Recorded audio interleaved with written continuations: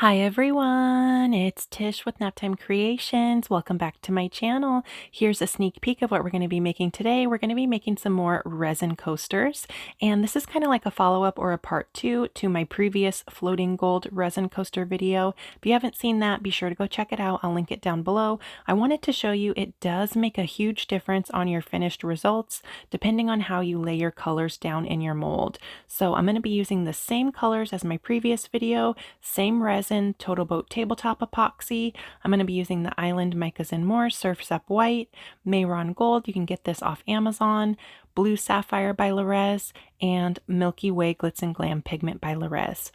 I'll be sure to link all these materials down below in the description box along with any coupon codes that I have. I'm going in with my Blue Sapphire. Now I'm going to go in with my Milky Way Glitz and Glam pigment, and I went ahead and mixed up my resin and my pigments off camera, but if you're new to resin and you want to see a tutorial showing step by step how I mix my resin and my pigments, I will link my Milky Way coaster tutorial down below in the description box. Be sure to go check that out.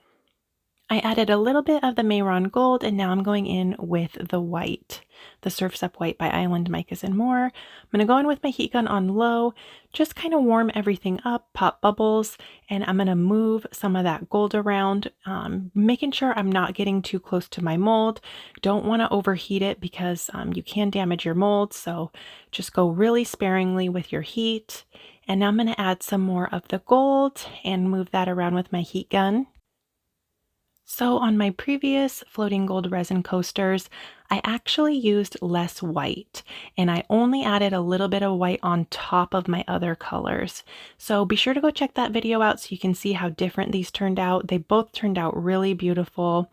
I added a little puddle of gold, moved that around, and that was it. Covered them up, let them dry for 24 hours, and here we are ready to demold them. I just love these colors together.